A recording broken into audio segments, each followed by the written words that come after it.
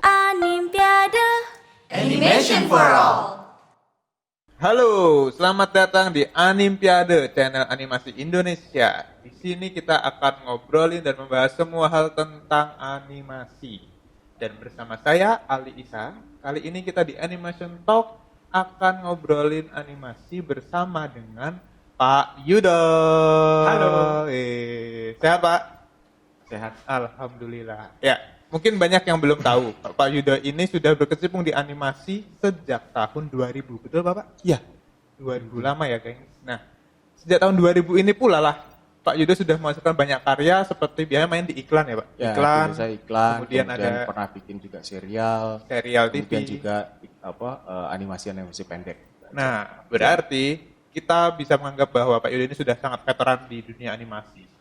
Nah, kami sebagai anak-anak muda, karena animasi kan baru ngetren nih Pak. Ya. Apalagi sejak adanya pandemi COVID ini, wah animasi mulai naik nih, karena kan tidak perlu keluar. Semua orang banyak mungkin yang pengen belajar tentang animasi.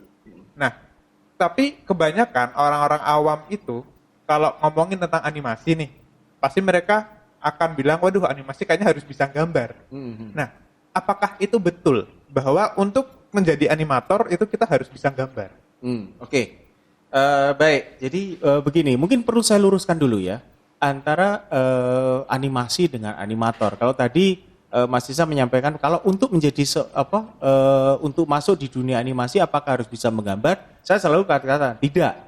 Kenapa kok di animasi tidak perlu bisa menggambar? Karena di animasi itu ada tetap butuh pengisi suara, kemudian pengisi musik, kemudian penulis cerita yang tidak perlu bisa menggambar. Iya. Jadi kalau Anda tidak bisa menggambar tapi Anda bisa menulis cerita, Anda bisa menulis cerita. Anda tidak bisa menulis cerita, Anda tidak bisa gambar, Anda bisa main musiknya untuk mengisi musik di dalam satu cerita animasi. Anda tidak bisa mengisi musik, Anda tidak bisa menulis cerita, Anda bisa menggambar, Anda bisa mengisi suaranya dan seterusnya. Masih banyak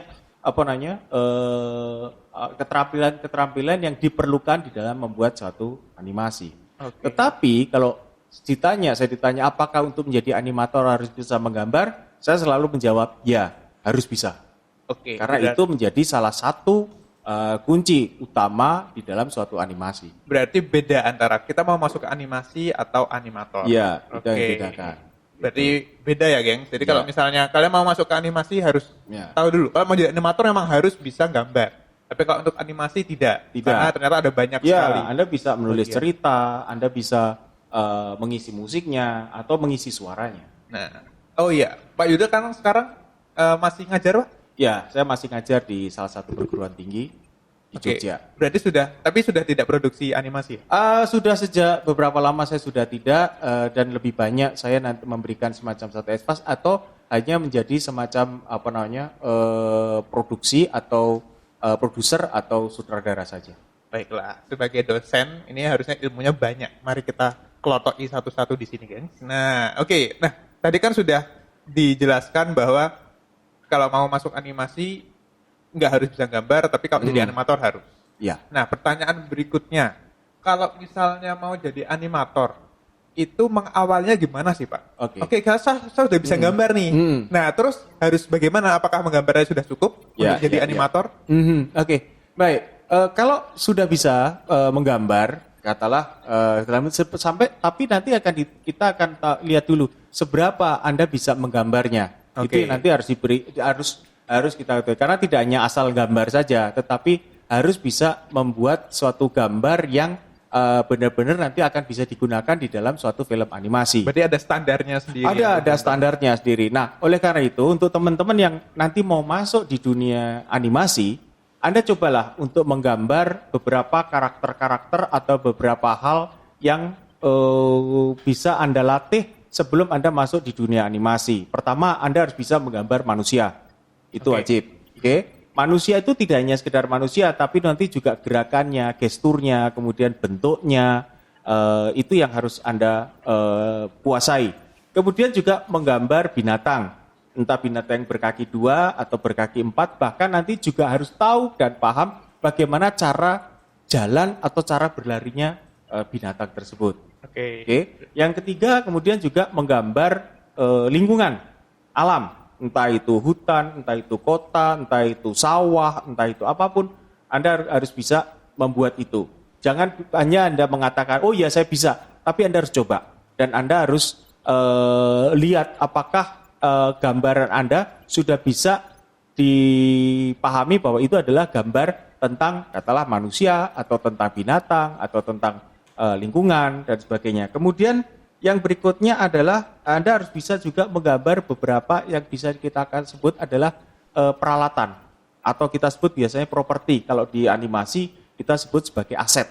Itu benda-benda mati. Itu benda-benda mati, ya kan? Misalnya gelas, cangkir, kemudian juga senjata. Dan juga Anda tidak hanya perlu menggambar yang real saja, tetapi Anda juga bisa menggambar yang fantasi atau imajinasi. Itu juga harus Anda kuasai.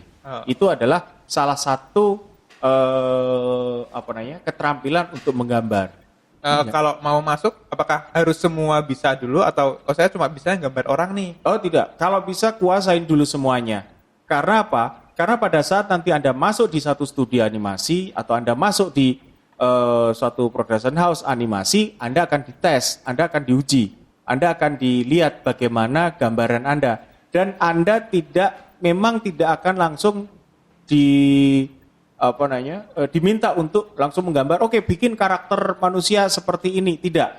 Tetapi Anda harus bisa mengikuti model apa yang sudah ada, desain karakter yang sudah ada. Dan ini salah satu yang nanti menjadi keterampilan berikutnya adalah meniru. Oke. Ya, jadi mereka harus meniru karena di dalam animasi itu, terutama nanti animasi 2 dimensi, itu adalah mereka ada yang disebut dengan in-betweener. Jadi dia membuat gambar antara. Oke. Ya, jadi sebetulnya nanti Anda bisa lihat di episode Animpiade tentang proses produksi animasi di pipeline. Anda akan melihat di situ ada beberapa profesi-profesi atau beberapa tahap-tahapan yang harus dilakukan di dalam pembuatan film animasi 2 dimensi. Nah, di situ ada yang namanya keyframe dan ada in between. Nah, nanti pada saat pertama kali Anda masuk, apalagi kalau Anda newbie, pasti Anda tidak akan masuk langsung pada level keyframe, tetapi Anda akan masuk di in between. Nah, di in between ini Anda hanya meniru gambar yang sudah ada. Berarti Anda harus punya keahlian untuk meniru gambar yang sudah ada. Oke, berarti nggak bisa gambar seenaknya ya? Oh, tidak bisa. Animasi tidak bisa gambar seenaknya dan animasi tidak bisa. Artinya begini, walaupun nanti Anda sudah menjadi lead animator atau menjadi keyframer, bahkan Anda menjadi seorang desain karakter, Anda juga harus memahami nanti desain karakter itu jangan dibuat terlalu complicated, terlalu rumit. Sehingga nanti yang akan meniru, akan membuat gambar berikutnya seperti keyframe atau in-betweener akan kesulitan untuk membuat, bisa tetapi lama. Dan itu nanti akan memakan waktu produksi. Karena level gambar semua orang kan beda-beda ya? Iya, itu dia. Bagus, ada yang... Itu dia. Jadi nanti untuk pada saat tahap awal, Anda harus menguasai bagaimana bisa meniru gambar yang sudah ada, plek ketiplek seperti apa yang ada. Jadi tidak asal sembarang gambar saja. Jadi mereka sudah menentukan karena nanti Anda akan diberikan suatu desain gambar dan Anda harus bisa meniru gambar tersebut sebagaimana aslinya, sebagaimana adanya tanpa berbeda sedikit pun. Itu kalau diperbaiki Pak, ini kayaknya menurut saya agak diginiin lebih bagus. Siapa itu yang memperbaiki? Saya sebagai newcomer, ya, istilahnya newcomer, tidak. Anda tinggal mengikuti saja dulu. Okay. Bukan apa-apa, karena kemungkinan nanti ini sudah mengarah ke operasional ya. Karena begini, kalau Anda sudah terlalu sok nanya, sok tahu, sok ini, itu nanti Anda nanti akan dianggap sebagai sok ribet gitu loh. Anda newcomer tapi sok tahu. Emang Anda pernah bikin animasi?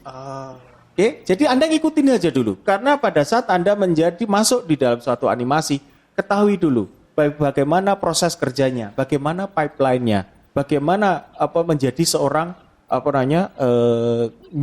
junior animator atau in-betweener atau bahkan menjadi liner saja atau menjadi clean up saja itu atau coloring saja itu Anda harus bisa menguasai dulu itu. Karena nanti pada saat berikutnya, tahap berikutnya, nanti ada levelingnya untuk nanti masuk atau sampai kepada tahap menjadi seorang animator, kemudian senior animator, lead animator, kemudian naik terus sampai nanti akhirnya pasti pada puncaknya akan menjadi seorang sutradara atau animation director. Oke. Gitu. Itu kayaknya kalau bahas tentang Karir. tangga karir Ya, itu di nanti, itu iya. panjang ya. Oh, Oke. nanti kita akan ada sesi tersendiri untuk berbicara itu. Oke, nah berarti yang pertama adalah kita ketika masuk kita harus punya kemampuan untuk meniru. Meniru Itu Dulu. Oke, Iya. meniru apa yang dikasih oleh studio Iya. harus kita kerjakan sesuai dengan draft tanpa ditambahi dan dikurangi sedikit. Tidak boleh. Tidak boleh ditambahi plek ketiplek. Wah, Plek saya ketiplek katakan. sesuai Iya. yang dimintakan. Jadi kalau di sekolah kita nggak boleh nyontek, kalau di sini malah harus nyontek dan harus mirip.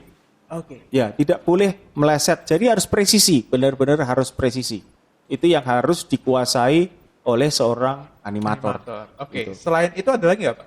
Selain itu juga mereka harus bisa acting.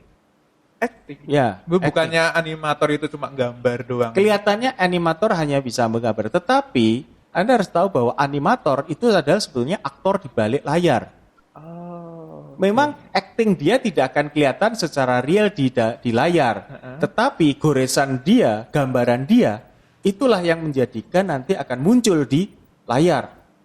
Dan bagaimana dia bisa menghidupkan, bagaimana dia bisa mengekspresikan, bagaimana dia nanti bisa menggerakkan sesuai dengan postur,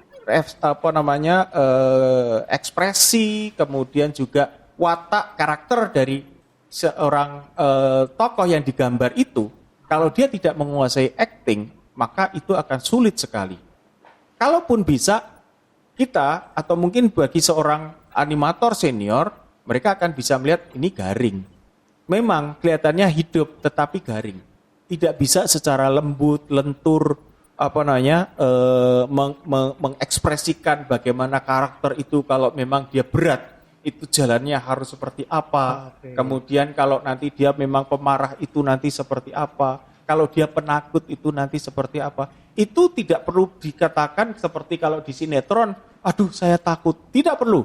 Tapi secara ekspresi harus sudah bisa menggambarkan saya sedang takut ini. Oke. Ini yang harus bisa dikuasai. Kalau seorang animator tidak menguasai seni peran atau acting, maka dia akan terlalu sulit untuk bisa mengekspresikan itu di dalam gambaran dia. Makanya Ini salah satu.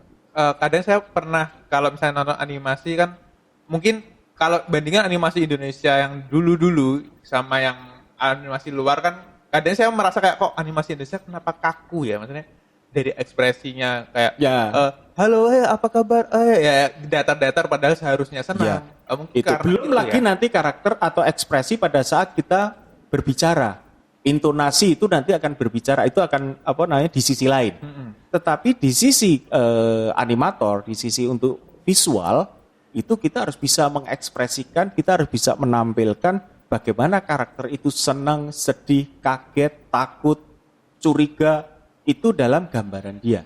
Kalau dia tidak bisa acting, maka dia tidak tahu kalau nanti curiga itu seperti apa sih, kalau acting itu seperti apa sih. Itu yang harus diketahui. Karena dengan mengatakan H saja, itu seorang harus bisa ngerti. Bagaimana kalau H itu senang? H. Atau senang kalau sedih? H. Atau takut? H. Atau H. H. Ini seorang animator harus bisa mengekspresikan seperti itu gitu. Jadi dia tidak bisa hanya sekedar menggambar saja, tapi dia harus bisa acting agar gambarannya atau visualisasinya yang dia buat itu lebih realistis. Oke, ini mungkin yang banyak saya sendiri mungkin nggak kepikiran kalau ternyata kan saya taunya ya animator ya gambar aja, tapi ternyata perlu acting juga. Acting itu baru 2. Baru 2, oke. Ini baru 2 nih guys. Dan masih banyak lagi ya Pak sebenarnya. Masih banyak lagi. Syarat-syarat untuk menjadi Ada. animator itu. Oke. Nah, oke, obrolan kita tidak akan berhenti sampai di sini, tapi untuk episode ini kita cukupkan sampai sekian saja. Oke. Kalau masih penasaran, silahkan follow, subscribe Animbiade karena kita ngobrolnya akan sangat banyak bahas tentang animasi. Dan buat kalian yang pengen jadi animator, mendingan nonton ini dulu deh. Oke, sampai berjumpa di episode berikutnya.